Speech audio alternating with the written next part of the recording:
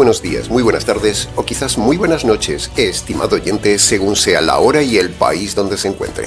Les habla nuevamente el pastor bautista Nikos Ricoy, director del programa Encuentros y pastor general de las iglesias del Ministerio Tinajas desde aquí, en Valencia, España. Saludamos como siempre a todos nuestros seguidores y les damos la bienvenida una vez más a nuestro nuevo programa semanal Encuentros.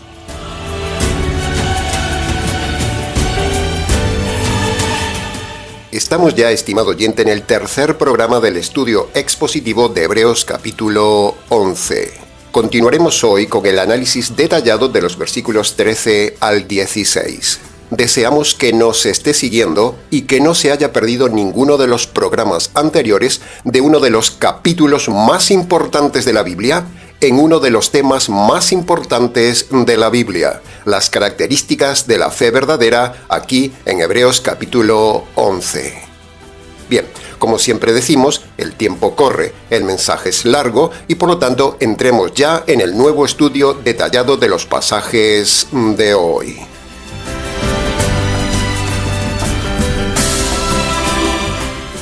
Entremos entonces en el análisis y comentario del primer versículo de hoy, el versículo 13, que dice: Todas estas personas de fe murieron sin haber recibido las promesas, pero creyeron en ellas y las miraron de lejos, sabiendo que eran extranjeros y peregrinos sobre la tierra. La primera frase dice: todas estas personas de fe murieron. Todas las personas mueren con fe o sin fe, estimado oyente, todas mueren, es una ley universal, así que usted también morirá. Pero la gente elude tocar el tema de la muerte. Y si está pensando en que usted no morirá porque está esperando el arrebatamiento, olvídese del tema, porque el arrebatamiento está aún muy lejos. Y si usted está en una de esas iglesias que hay por ahí, usted no será arrebatado. Más bien piense que usted debe prepararse para la muerte, que puede llegarle en cualquier momento, como ha sucedido trágicamente en estos días aquí en Valencia, donde cientos de personas han muerto de forma repentina, algunos viendo venir la muerte en segundos hasta ahogarse. El problema ya no es que usted morirá, eso es una ley universal. El problema está en si usted sabe cómo se perdonan sus pecados antes de morir. Y la otra pregunta es, ¿con qué tipo de fe usted morirá? Ese es el tema.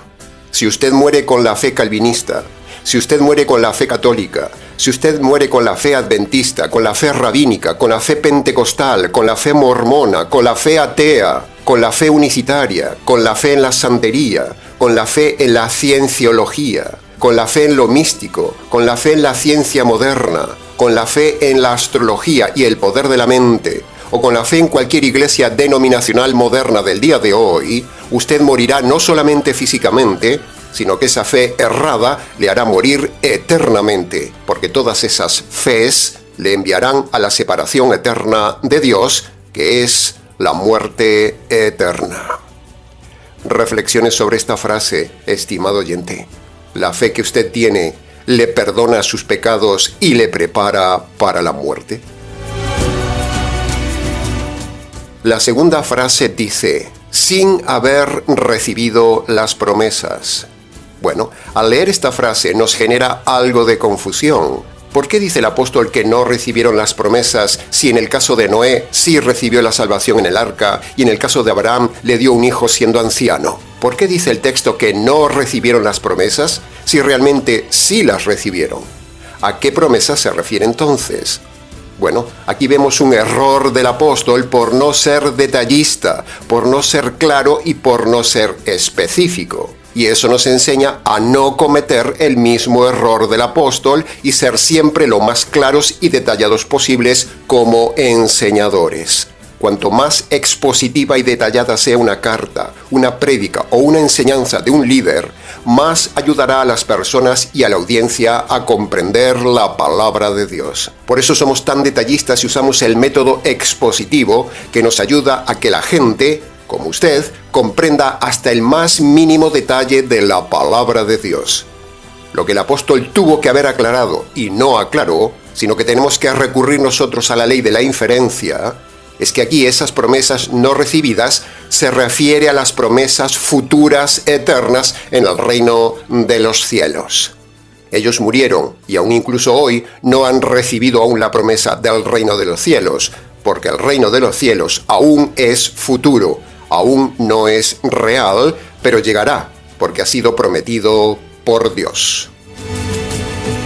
La tercera frase del versículo 13 dice: eran extranjeros y peregrinos.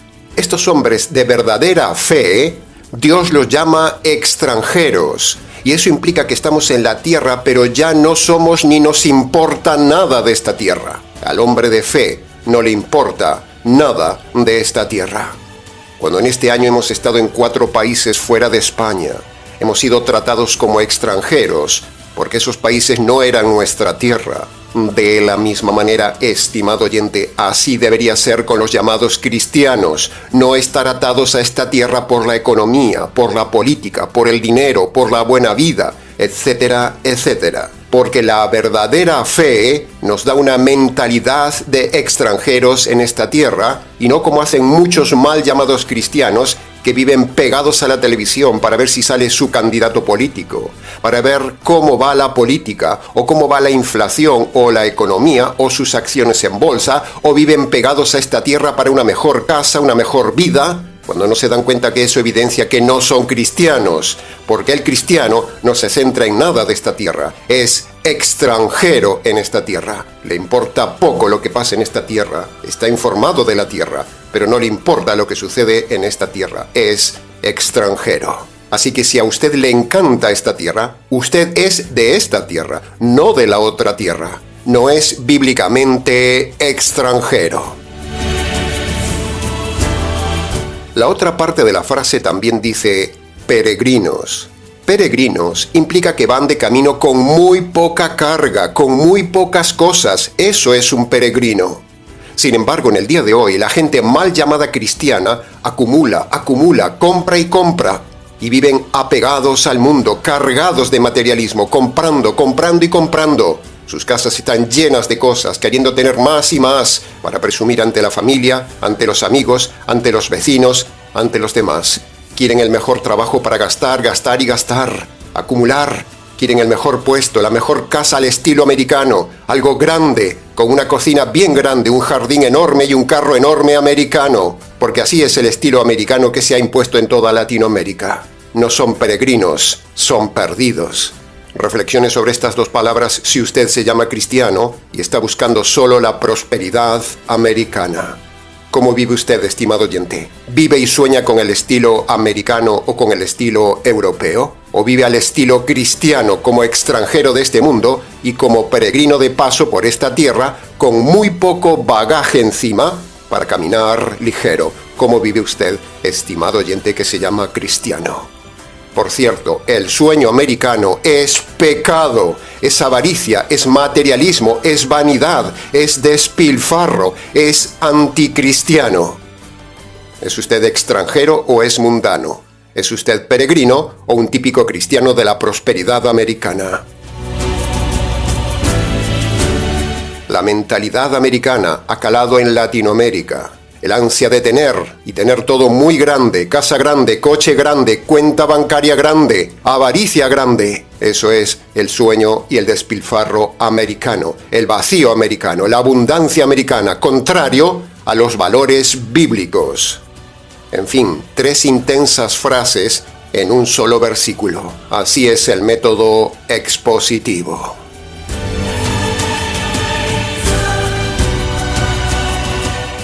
Entremos ahora en el análisis y comentario del versículo 14 que dice: los que hablan así claramente dan a entender que buscan una patria. Punto número 1. Cuando dice los que hablan así, se refiere a los hombres antiguos de fe que estamos viendo en este capítulo, que se veían como extranjeros en este mundo y también como peregrinos, tal como vimos en el versículo anterior. Esas personas de este capítulo 11 que nombra el versículo 14, con su forma de hablar, son un modelo de fe verdadera para nosotros. Así que, estimado oyente, examine su boca a ver cómo habla usted. ¿Habla usted como estos hombres antiguos? ¿O usted habla como el hombre moderno de lo material de este mundo? ¿Cómo habla usted? Lo que usted habla demuestra cómo es su fe. En nuestro trabajo pastoral, simplemente escuchando a la gente, nos damos cuenta cómo es su fe.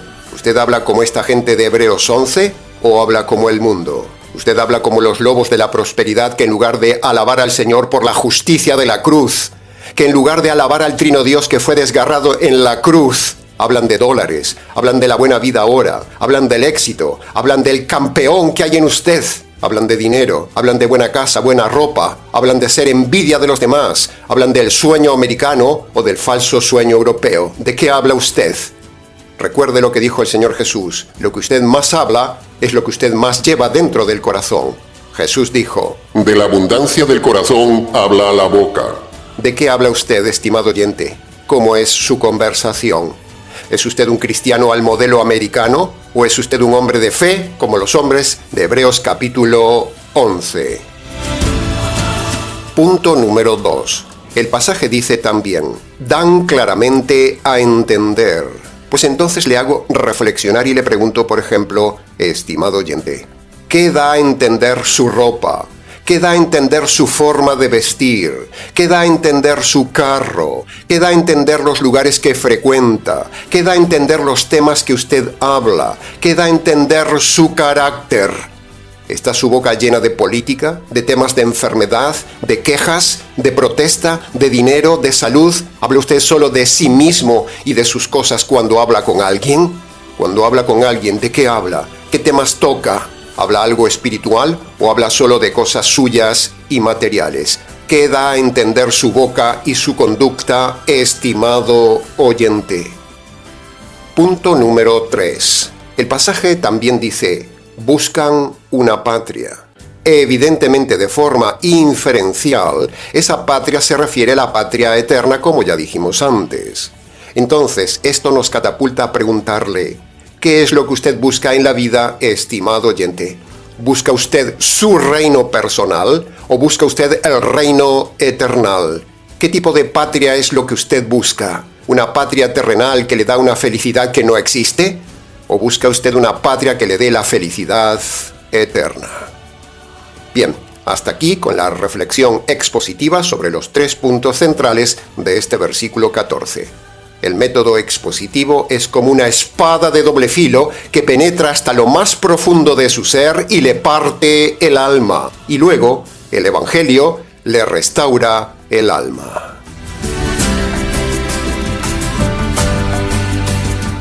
Entremos ahora en el análisis y comentario del versículo 15, que dice, si hubiesen estado pensando en la patria de donde salieron, es muy probable que hubieran vuelto atrás.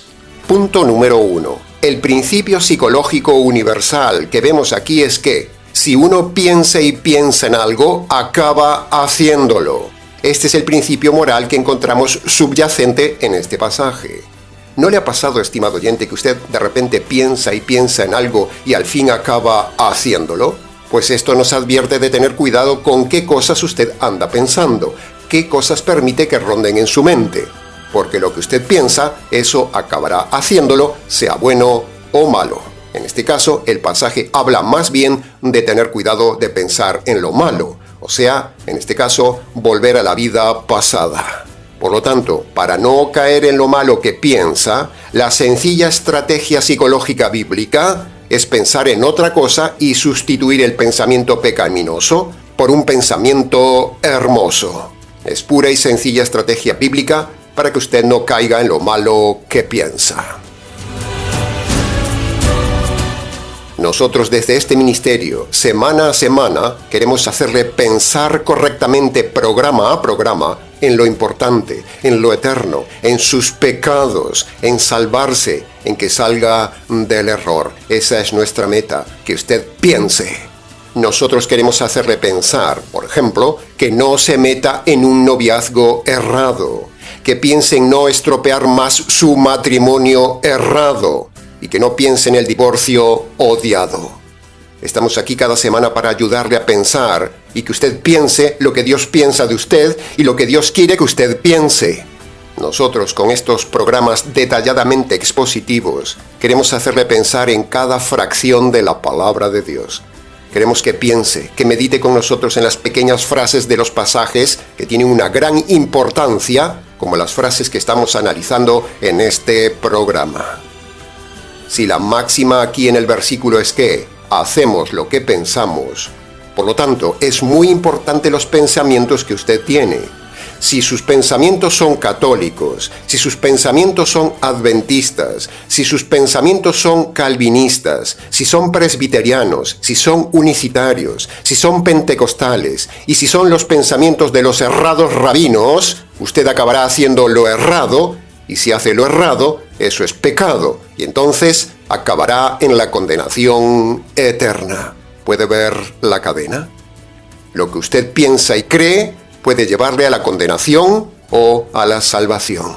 Por eso es tan importante tener y pensar con la fe verdadera. Punto número 2. La última frase del versículo 15 dice: probablemente se hubieran vuelto atrás. Aunque la frase se refiere a que aquellos hombres de fe no volvieron al pasado pecaminoso, sin embargo, si se fija, el centro del pasaje está en la palabra volverse o volver atrás. Y estimado oyente, queremos aprovechar esta frase para decirle que aún tiene tiempo de volverse atrás, pero de sus malos caminos religiosos y de sus pecados, y volverse a Dios. Aún tiene tiempo de volverse de su rebeldía. Aún está a tiempo de convertirse, aún está a tiempo de dejar sus iglesias, aún está a tiempo de echarse atrás en el divorcio, aún está a tiempo de no casarse con quien no debe, aún está a tiempo de no volverse a casar siendo divorciado porque eso sería adulterio, aún está a tiempo de volverse para no seguir pecando y aún está a tiempo de convertirse a Dios por medio de Marcos capítulo 1 versículo 15, la verdadera forma de volverse a Dios. Punto número 3. Por cierto, tocando este tema, aprovechamos para enseñarle algo muy importante. Preste atención, se lo ruego. No es lo mismo volverse a Dios que volver a Dios. Son dos cosas diferentes. La religión falsa de los pastores lobos le dicen: hermano, vuelva a los caminos de Dios, haciéndole creer con esa frase falsa como si usted algún día hubiera estado en los caminos de Dios. Pero en realidad usted nunca estuvo en los caminos de Dios. Una persona que ha nacido en una iglesia, que fue llevado de joven a la iglesia, o que se metió en una iglesia y luego se marchó al mundo, pero luego vuelve a meterse en cualquier falsa iglesia, esa persona no ha vuelto a Dios, no ha vuelto a los caminos de Dios, porque nunca estuvo en los caminos de Dios, solo estuvo en los caminos de la religión y de la fe falsa. O sea, esa persona siempre ha estado perdida, nunca fue salva. Por eso decimos que una cosa es volverse a Dios y otra cosa es volver a Dios. Aquí estamos hablando de volverse a Dios, porque la gente está apartada de Dios desde su adolescencia. Cuando la gente despierta a la adolescencia, cuando despierta a su razón, ahí es cuando empieza su camino de perdición. Por cierto, un paréntesis para derribar la falsa doctrina diabólica, doctrina de demonios, la doctrina calvinista, de que Dios elige a unos pocos niños para salvarse y al resto de los niños los envía a los infiernos. Hay que tener coraje para decir esta blasfemia. Hay que ser muy ignorante, hay que ser muy terrible para enseñar esta perversa doctrina necio calvinista. Todos los niños son salvos. Se lo repito, todos, absolutamente todos, teológicamente hablando, son salvos, porque los niños no pueden obedecer los dos requisitos de Marcos capítulo 1, versículo 15, que son las condiciones para salvarse. Por lo tanto, Dios no puede reclamar ni pedir lo que no se puede hacer. Pero cuando empiezan a razonar los niños y ser conscientes, allá por la adolescencia, lo primero que hace un adolescente cuando pasa de niño a adolescente es pecar. Y a ese primer pecado le sigue otro y otro pecado. Y eso da inicio al camino de condenación. Por eso hablamos de volverse a Dios, no de volver a Dios. Tenga cuidado con este tema, estimado oyente, porque estoy seguro que en la audiencia hay mucha gente engañada con esto de vuelva a los caminos de Dios. Eso es falso. Cuando escucha a un predicador decirle esta frase, ese hombre es un lobo. No existe en la Biblia tal cosa como volver a los caminos de Dios. Solo existe volverse a Dios. Y ese volverse a Dios se hace por medio de la conversión al obedecer Marcos capítulo 1, versículo 15. Si usted está escuchando este mensaje, en verdad le digo, estimado oyente, que ciertamente usted aún tiene tiempo hoy para volverse a Dios y para convertirse a Dios. No deje pasar este tiempo, no deje pasar este llamado, no deje pasar este mensaje, esta oportunidad.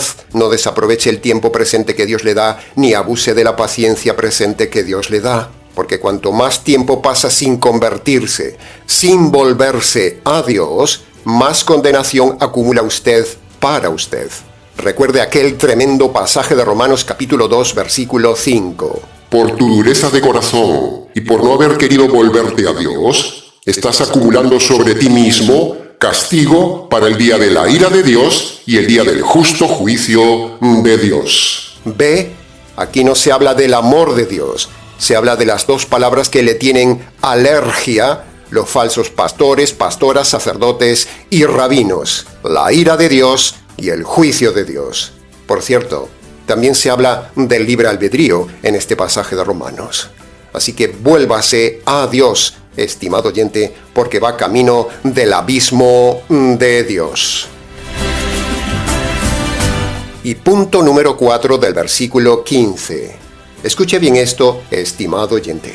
Miles y miles de personas católicas entran todos los días a los infiernos. Cientos de calvinistas entran cada día a la condenación eterna. Cientos de adventistas entran cada día al castigo eterno que ellos niegan. Cientos de pentecostales cada día mueren engañados en su religión emocional, entrando por las puertas del abismo eterno. Cientos de rabinos se llevan cada día la sorpresa al entrar en la oscuridad eterna del Eterno. Y al mismo lugar van también cada día cientos de mormones, testigos, musulmanes, presbiterianos, anglicanos, masones, santeros, luteranos, los de la cienciología, de las iglesias falsas bautistas, todos los miembros de la moderna iglesia emergente, todos los del movimiento misionero mundial, todos los miembros engañados de la Iglesia de la Luz, o de la Iglesia Universal, o los del G12, o la secta de Witness Lee, la Iglesia de la Teoterapia, los engañados materialistas de Pare de Sufrir y Solo Jesús, todas las iglesias de las sanidades, prosperidad y milagros, todas las iglesias que tienen apóstoles, todas las iglesias que tienen pastoras o mujeres líderes, los arminianos, los pelagianos y los luteranos, las asambleas de Dios, todos los divorcistas y recasados, la secta Creciendo en Gracia, la secta del Camino Antiguo, la iglesia del Avivamiento, la iglesia del Millón de Almas, la iglesia Casa de Dios, la iglesia cuadrangular, la iglesia que cree que Dios es mujer o que Dios es madre, la iglesia de Dios Sociedad Misionera Mundial, los masones, los mesiánicos, el judaísmo actual, los metodistas, todos los de Casa sobre la Roca, todos los falsos piadosos de Casa de Oración, la iglesia en su presencia, la iglesia de Dios ministerial, la iglesia de la luz del mundo, el Centro Mundial de Avivamiento, el Ejército de Salvación, toda la secta de Enlace, los mal llamados Testigos de Jehová, la Iglesia de la Unificación y un largo etcétera. Todos los miembros de estas sectas y religiones van a miles cada día al abismo del castigo eterno, sencillamente por tener una fe errada y por no haberse convertido por medio del Evangelio verdadero y jurídico. ¿Se da cuenta del panorama que hay, estimado oyente, que es exactamente igual como en los días de Noé? ¿Se da cuenta cuánta gente engañada se llevará la sorpresa cuando muera confiando en que estaba en alguna de estas iglesias de fe falsa? Toda esta gente aún tiene tiempo de volverse a Dios por el camino estrecho. Por eso, como voz que clama en el desierto, por si alguno reflexiona, nos oye, piensa y razona, aquí nos tiene para ayudarle a salvarse por medio de los dos requisitos de Marcos capítulo 1, versículo 15, para volverse a Dios y no volver nunca más a la religión. Entremos ahora en el análisis y comentario del último versículo de hoy, el versículo 16, que dice: Estos hombres de fe anhelaban la patria celestial. Por eso Dios no se avergüenza de llamarse su Dios, porque ellos anhelaban la ciudad que Dios les tenía preparada. Qué pasaje, estimado oyente, qué pasaje para cerrar el estudio de hoy. Un pasaje futurista que supera la imaginación. Por mucho que uno intente imaginarse la ciudad celestial, con las torres de cristal entre las nubes doradas, reflejando la luz del Señor de la luz, con esos materiales impresionantes que describe Apocalipsis, por mucho que uno intente imaginarse los habitantes de esos mundos, esos seres de pura energía, danzando libres de la ley de la gravedad al ritmo de melodías angelicales que llenan el aire con armonías celestiales, por mucho que uno intente imaginarse ese mundo de seres que brillan en el firmamento celestial, serpenteantes por las calles de zafiro de la ciudad, iluminando el camino hacia el trono de la ciudad, y por mucho que uno trate de imaginar ese mundo majestuoso de pura vida y de luz, eso que tanto nos atrapa al ojo, donde todo es hermoso, asombroso, luz, color, vida, gigante y sobre todo eterno y brillante. Por mucho que uno intente imaginar ese paraíso de ensueño, en esa ciudad, en ese universo, en ese reino, esos mundos de quién sabe cuántos millones de seres, donde el tiempo ya no existe, donde cada alma es asombrosamente pura, inocente, racional, perfecta, donde cada uno encontrará su verdadero propósito y función eterna en un estado de perfección, donde cada rincón del reino irradia paz y belleza infinita, en un mundo donde el alma encuentra su hogar en presencia del ser más maravilloso, el Señor del reino, el Señor del Evangelio.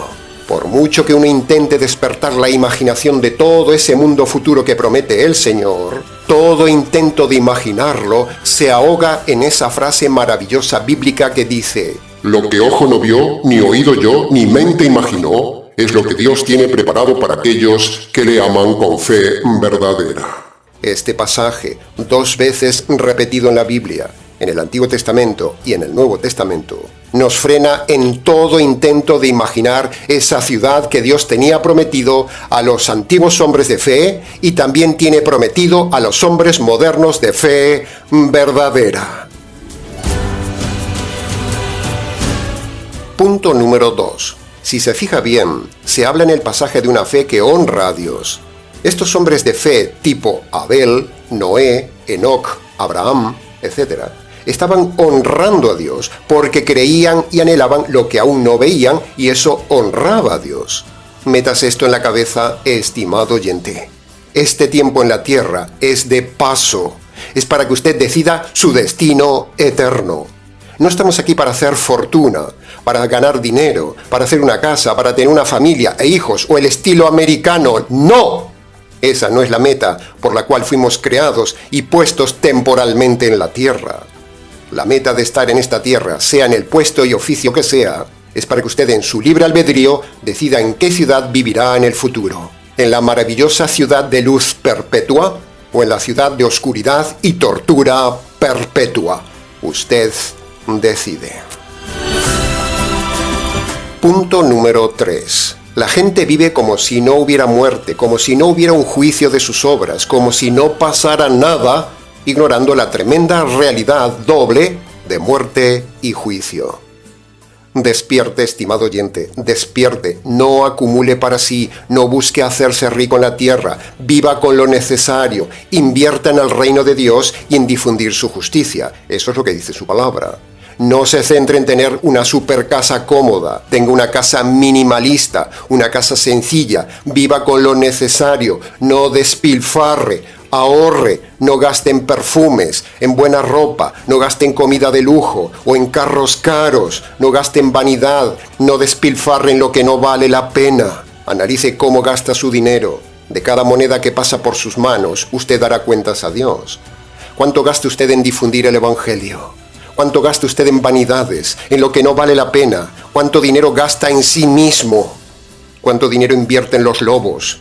¿Cuánto dinero invierte en vanidad? ¿Y cuánto dinero invierte en la verdad? De todo eso usted dará cuentas, estimado oyente. Por eso queremos hacerle pensar. ¿Cuánto dinero despilfarra? ¿Cuánto dinero está invirtiendo en el ministerio Tinajas? Si viene a vernos cada semana, si recibe bendición cada semana, ¿cuánto ha dado para difundir el Evangelio? ¿Solo viene a buscar nuevas ideas? ¿Solo viene a curiosear al canal? ¿Solo viene a robar nuestros temas? ¿Cuánto ha dado usted al ministerio, estimado oyente? ¿Cuánto invierte en el Señor y en el Evangelio del reino? El reino de Dios, el reino de los cielos, es la mejor patria. Este mundo es una basura, es un caos, es un mundo egoísta, materialista, inseguro, terrible, perverso. Es el mundo de sálvese quien pueda. Este mundo es un desastre. ¿Quién quiere vivir en este mundo? Este mundo no tiene esperanza, este mundo no vale la pena, ni siquiera lo más hermoso de este mundo vale la pena. Lo que ahora tiene, mañana se lo lleva una tormenta. Lo que tanto le ha costado construir, se lo llevan los ladrones, o un incendio, o la inflación, o un huracán, o una riada, como en estos días en Valencia. Miles de personas en Valencia han sido arruinadas, cientos de personas han muerto, y el sueño español de miles de españoles ha sido arruinado por el agua.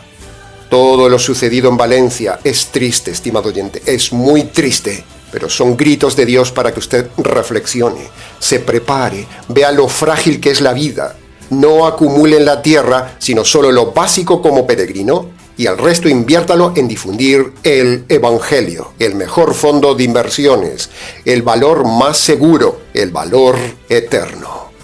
No somos lobos porque hablamos así, estimado oyente, no.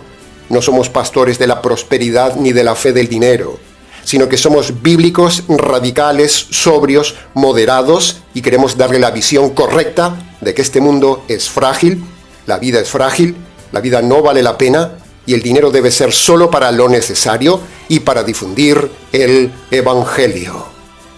Sea sabio, sea sobrio, sea sensato. S más S más S. No le estoy lavando el cerebro como hacen los pastores de la prosperidad. Esto no es una maratónica para sacarle dinero. Pero si ha llegado a este canal y a esta parte del mensaje, es una llamada de atención de Dios para usted, para que analice cómo están sus valores materiales. ¿Son más importantes que los espirituales? Le recuerdo lo que dice el Señor Jesús en Mateo capítulo 6, versículo 19. No hagan tesoros en la tierra donde la polilla y el óxido corrompen, y donde los ladrones los roban. Más bien hagan tesoros en el cielo, donde ni la polilla ni el óxido corrompen, ni los ladrones roban.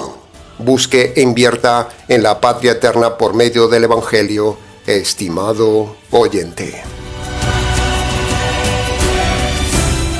Y punto número 4 del versículo 16. La siguiente frase dice: por eso Dios no se avergüenza de ellos. Fíjese qué frase. Una frase para hacerle una pregunta reflexiva. Estimado oyente, viendo su fe, su vida y sus obras, ¿Dios se avergonzaría de usted o se sentiría honrado de usted? ¿Se da cuenta qué intensidad cobra el estudio cuando usamos el método expositivo de analizar pequeñas frases del texto que pasarían desapercibidas si usted simplemente las leyera, pero cobran intensidad si se para en ellas? ¿Usted es una vergüenza para Dios o es una honra para Dios? Lo que usted hace, ¿avergüenza a Dios u honra a Dios? Usted avergüenza a Dios ante los demás con su conducta, su forma de vestir, con su forma de hablar, con su doctrina, con su carácter, con su dinero, con su matrimonio, con su vida secreta, con sus pensamientos, con su sexualidad, con sus relaciones, con sus hijos, con su trabajo, etcétera, etcétera. ¿Es usted una vergüenza para el cristianismo o es usted un modelo de honra para el cristianismo? ¿Qué tipo de vida lleva usted, estimado oyente? ¿Una vida de fe que avergüenza o una vida de fe verdadera que honra a Dios? Si pudiéramos escuchar la opinión de Dios sobre usted, ¿qué diría Dios? Diría quizás: es un honor para mí ser el Dios de este hombre o de esta mujer. O Dios diría quizás algo así como: apártate de mí, maldito, porque eres una vergüenza para mí. ¡Wow! ¿Se da cuenta de la intensidad de esta pequeña frase que rescatamos en el río de este capítulo o en el mar de la palabra de Dios? La frase es desafiante, es intensa, estimado oyente. Por eso estamos aquí, para dar lo que nadie da y enseñar de la manera que nadie enseña. ¿No le parece increíble este capítulo 11 de Hebreos? Y solo llevamos 3 programas. Le invitamos entonces a que nos siga en los siguientes programas.